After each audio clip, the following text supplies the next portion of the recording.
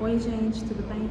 Vim falar hoje sobre casais atípicos que se separam e a dificuldade posterior de se manter uma rotina entre casas diferentes dessas crianças.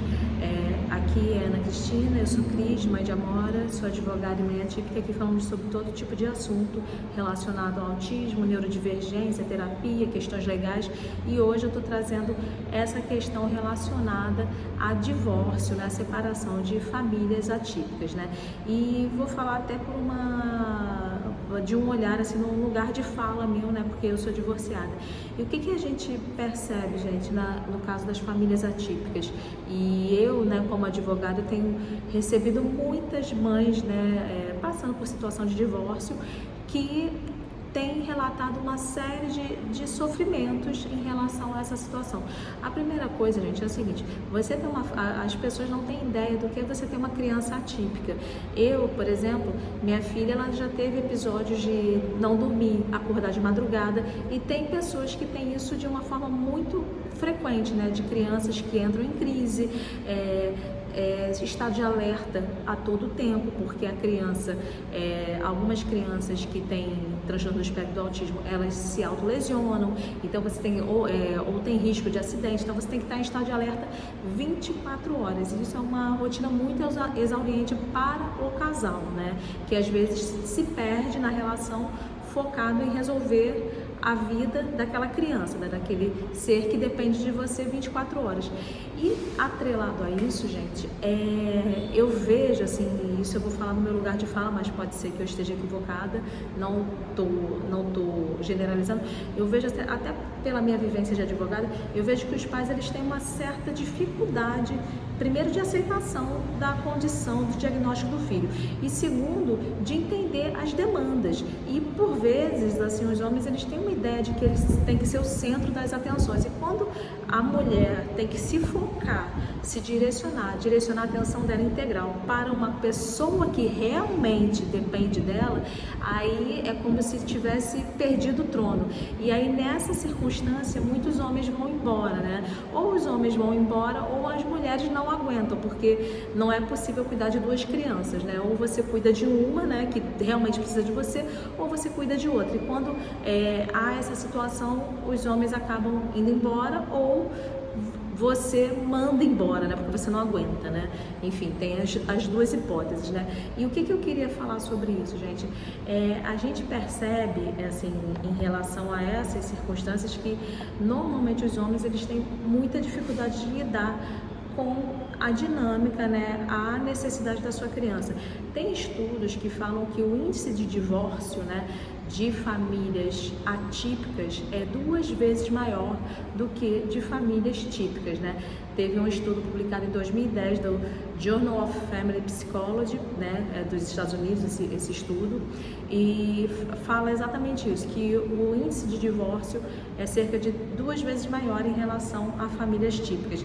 E a gente vê isso muito por conta do grau de estresse que essas famílias são colocadas, né? Há estudos também que falam que a mãe atípica, ela tem índices de cortisol equivalentes a um soldado de guerra. Então, assim, você imagina o grau de alerta, o grau de estresse que, né, você tem que estar ali focado para resolver, né? Porque você tem a sua dinâmica de cuidar do seu filho, você tem que ser mãe, né? Cuidar 24 horas, trabalhar, né? Porque as contas vêm, né? Tem que se dedicar às terapias, tem que volta e meia ser terapeuta também. E se você é casada, você ainda tem que se dedicar ao seu marido, né? Porque às vezes os homens não entendem a situação, né? E não querem, e não entram no processo terapêutico, não querem participar. E aí a gente passa por uma situação muito difícil, porque vem o luto da separação, do divórcio, é difícil para todo mundo, ainda que você mande a pessoa embora, ainda assim é difícil, porque é uma construção que você tem, você cria, né, vínculo, você acredita que aquilo vai ser para sempre, né? Eu acho que ninguém casa achando que vai se separar. E vem a segunda parte do problema, né, que é a divisão de tarefas, né, que nunca é equânime, claro que nunca é, sempre fica Eu acho que, em regra, não vou generalizar, porque tem pais que são maravilhosos, eu até quero conhecê-los, mas eu não conheço. Mas, em regra, são as mães que ficam com toda a sobrecarga, né, emocional, de cuidado, de tudo, né? E aí o que a gente percebe, gente, é o seguinte: tem aquela situação, né, de você ter, digamos, um divórcio regular, né? Você tem o direito de guarda. Normalmente as mães ficam com a guarda, né? E os pais pegam de 15 em 15 dias. Essa é a prática, né? Porque os homens também não querem, né, perder a vida deles, né? Imagina como é que eles vão ficar, né, tendo que cuidar de criança, levar para terapia. Inimaginável, inimaginável, entendeu? E aí o que acontece? As crianças com autismo, elas têm toda essa dificuldade de rotina, né? Elas são muito rígidas. Minha filha tem uma rigidez comportamental enorme. E aí, assim, a gente tem as nossas rotinas em casa, de horário de almoço, de lanche, de o que pode fazer, o que não pode fazer, como a gente educa ela, né? Como a gente faz para que ela tenha uma rotina saudável, né? Minimamente saudável. Não vou nem falar de saudável em relação à alimentação, porque a alimentação dela é péssima. As pessoas que conhecem ela sabem que ela é a rainha do chocolate, não come uma fruta. É uma coisa, para mim, péssima, porque eu passei por um processo de reeducação alimentar e eu não consigo transmitir isso para minha filha. Isso para mim é uma coisa que me gera muita frustração. Mas, minimamente, as rotinas, tipo, acorda, toma o café da manhã, tem o lanchinho da manhã, durante as sessões de terapia, que ela faz terapia de manhã, na hora do almoço vai almoçar, vai comer a carne que ela gosta, com arrozinho, milho, feijão, as coisinhas que ela come normalmente, e aí vai para a escola e tal, tudo dentro vamos assim, o cronologicamente, né, planejado. E aí, vamos lá, né, aí vem o pai para passear com a criança. E aí, gente, ou vai viajar, ou vai fazer qualquer coisa. E aí todo esse planejamento, né, que ela tem diário, cai por terra.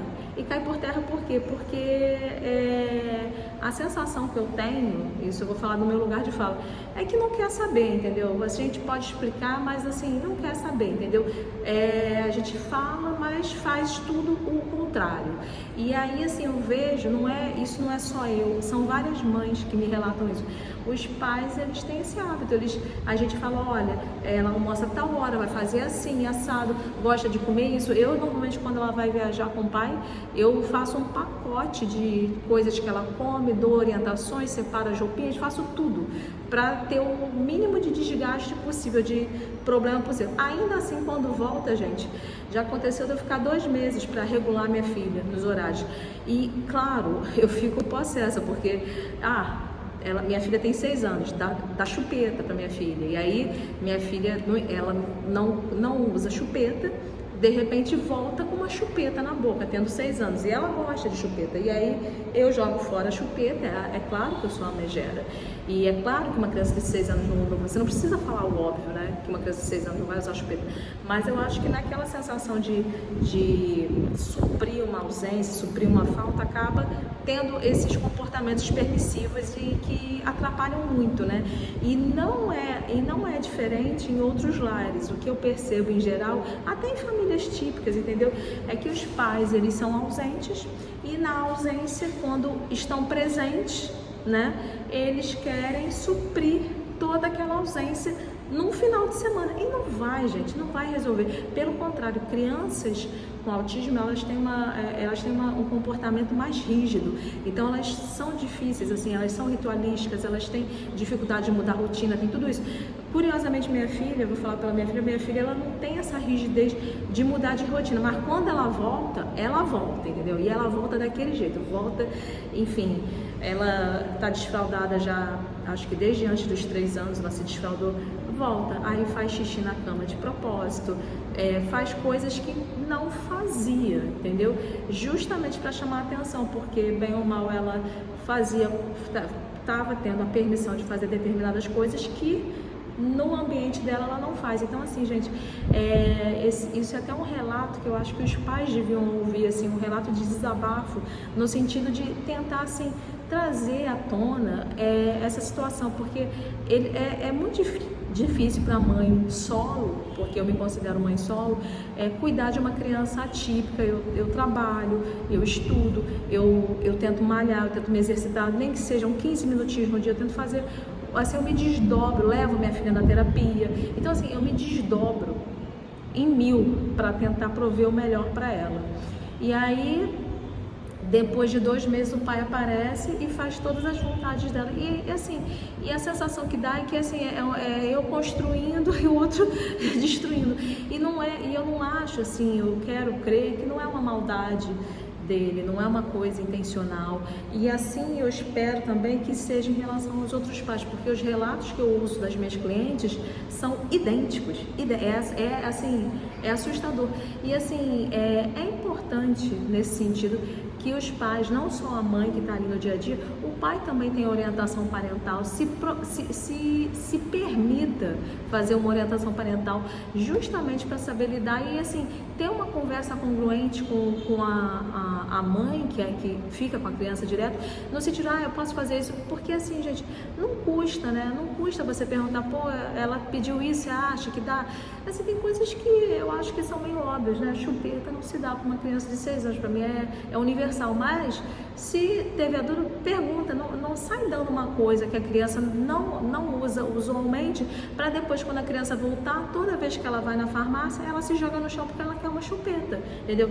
Graças a Deus isso já parou, entendeu? Mas eu vejo muitos casos de outras famílias, de pessoas relatando esse tipo de situação, que as crianças vão no final de semana para o pai, tipo crianças atípicas que têm uma rigidez comportamental enorme, são ritualísticas, tem tudo isso, voltam assim viradas no giraia, e as mães que lutam, entendeu? Porque aí já não quer ir para terapia, já não quer fazer as coisas, não quer comer, entendeu? Acontece de toda, aí não dorme, e aí as mães ficam assim, pô, o que será que aconteceu? A mudança de rotina, a mudança de lar, e assim, para além de, e assim, isso não é um discurso para que os pais não convivam com suas crianças, não tem que conviver, a gente vai dar conta, eu sempre penso assim, vai fazer umas coisas lá e eu depois eu que lute, eu vou dar conta, eu não quero nunca, isso nunca é um relato para tirar o convívio dos pais com as suas crianças, mas é um relato assim empático, para que os pais tenham empatia também por essas mães que estão ali sozinhas, porque assim, o casamento já acabou, né? Já foi, já não existe mais pelas razões diversas do mundo, né? Tem inúmeras, assim, eu não vou citar, mas assim, eu vou falar que assim, um percentual muito alto dos casais se separam por traição, entendeu? Mas é claro, tem casais que não, que o relacionamento se tem toda sorte de assunto, né? Mas assim, você já tem uma relação destruída, e aí o ser mais importante dessa relação, você não vai ter o mínimo de respeito, você não vai ter respeito pela mãe do seu filho, entendeu? No sentido de tentar ao máximo evitar que ela tenha desgaste, entendeu?